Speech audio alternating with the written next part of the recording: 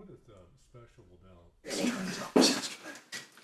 Well, I'd like to thank y'all for coming today, and I'd like to welcome Attorney Steve Marshall, that's come here to do a presentation in honor of our fallen deputy, Brad. And we would like to thank him for taking a moment to continue to help us remember him and this presentation he's going to give us that we'll have as a memorial in our office. So we'll always remember the sacrifice and service of Brad and Chris Poole. General, thanks.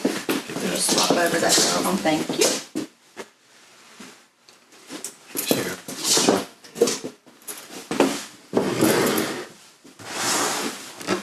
Watch your step, Steve. I got a little towel action down there. Good deal. Thank you all for being here. Today is really the first stop for us around the state to be able to honor Alabama's heroes, and that's our fallen officers that we've lost in the last year. Over the last several years, we've established what is a tradition in our office, and that is to be able to meet with local law enforcement and family members of those that we've lost, just as a reminder not only of the loss of that community for a law enforcement officer, but also for a department and for a family, their loved one who has given the ultimate service.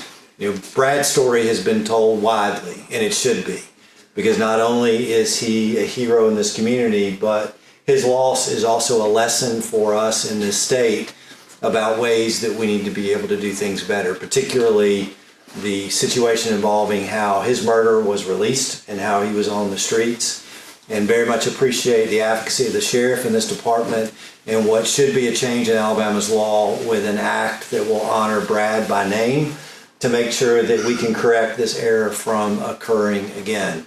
It took Brad's life, and the sad thing for us today is it is his loss of life that is the impetus for that change. But just as Sergeant Reisner's loss in Tuscumbia caused a needed change in Alabama law to take place, the memory of Brad will be memorialized through greater accountability that we'll have for those who serve in our prison system. Sheriff, I'm going to ask, if you don't mind, we have created what we refer to as the praying hands, which is to honor our fallen officers, which is just simply a small token and a reminder for those department and families about how the state feels with regard to the loss of that loved one. And we think, Sheriff, it is important that it be reflected in prayer, because the one thing that I think that you know and what you've done through your leadership is to ensure that Brad's memory is not lost, and that we continue to be able to lift up the family that still suffers that loss, this department that has suffered that loss, in prayer, that we support you from that tragedy. So it's my pleasure to be able to give you this. And then Chris, if you don't mind, if you come up, not only are you reflective of the heroes that we have here, but also know that Brad was a dear friend. And one thing that we also present to this office is a specific memorial for Brad's life, and I want to read it if I can. It reads, Deputy Sheriff Bradley Stephen Henry Johnson for his devoted and faithful service to the Bibb County Sheriff's Office, end of watch, June 30th, 2022. It reads, lest we forget, let us pause to remember those officers who have given the ultimate sacrifice for public safety. Let us all be encouraged as we remember and honor their legacy and commitment and dedication and service. For it is written, there is no greater love than this, that a man lay down his life for his friends. The Attorney General is with great respect that I award the certificate in remembrance of a devoted and selfless consecration to the service of the citizens of the state of Alabama. That you receive this, if you don't mind, please. Thank you, sir. You know, the one thing that hopefully today is a reminder is a sacrifice for all law enforcement and their families. There is no other profession in our state and our nation where men and women leave their homes with no guarantee they're coming home.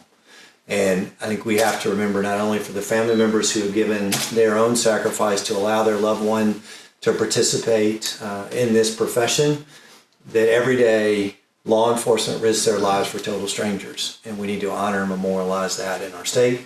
And we need to be grateful for men like those that are beside me for their willingness to do so. So thank y'all very much. Sheriff. Steve, real quick. A few years ago, I got the pleasure of meeting this wonderful deputy who lost his life in the line of duty when he became a new canine officer here. Great guy. Everyone loved him. I was very impressed with him. Just your take on what he meant to this community and why it's important to honor our fallen heroes like him. Well, I definitely want to let the sheriff speak very specifically to Brad's legacy. You know, one of the things that I have the privilege of being able to do is hear the stories from those in the community about the impact. And since Brad's death, not only do I hear about the work he did with the canines, but also just the impact he had in the work as a deputy sheriff. He had no fear.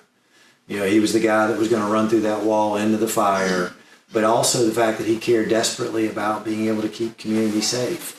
I know that is reflective of what the sheriff has done here and his leadership and the people that he brings around, but also Chris Poole. You know, let's don't lose sight of the fact that Chris ran back to this job. And I told him the other day that he is probably a little crazy in the sense that no one can completely understand that professionalism for somebody who cares enough about this to come back and put himself back in the same position that also he risked his life. But yet, that's an example of the men and women that I have the privilege of being able to work with that have that calling and that commitment to be able to do so, and Brad was reflective of that. Chris, do you have anything you want to add? I think exactly what. Can we get you in front of the mic closer? We'll pass that to Chris, Sheriff. Thank you. I think exactly what the Attorney General was saying. I mean, Brad was an amazing kind of deputy. He cared about the work he did. He was a great father. He was a great friend. He was not one that just put somebody in jail and said, "We're done with you." If it was taking someone to rehab, he was going to take them to rehab. If it was someone just needing that word of encouragement, he was going to talk to them. He was an amazing kind of person, and he is greatly missed at this department. How does it make you feel to see him honored today? Oh, it's amazing to me. I'm very grateful. I'm very thankful just for the opportunity to be able to be here to see Attorney General and Sheriff Wade be able to honor Brad. Has all of this changed the way you do your job, Chris? Nothing can change the heart that I have for this job. Through everything that I've been through, losing Brad, it's made me a stronger kind of person. And as I've always said, Brad's still a front seat rider with me. And there was never any doubt in your mind that you would come back to this line of work? Never any doubt. My heart's in this. I want to help people, and it's what I signed up to do. As I said before, one of Brad's biggest things was integrity. What you do when no one's looking. And that's one thing that I hold true to today. Thanks, Chris. Thank you, Chris. Sheriff, any thoughts from you? There's not much else I could add to that. I mean, everything Chris said was 100% true. They weren't only partners, they were very good friends, and they spent a lot of time together, vacation together, and things like that. So if anybody has suffered any bigger loss than Brad's loved ones, his fiance, his children, his parents, I would say one of the greatest losses of all is Chris. And as the presentation said, greater love hath no man than this, and he laid down his life for his friend. Those friends were in the fight together, and Brad ended up laying down his life. Talk to us just about who Brad was, how special he was to you as a human being and as an officer that you loved and trusted. Well, I'd said many times that it's kind of a family relationship in this office. It's small.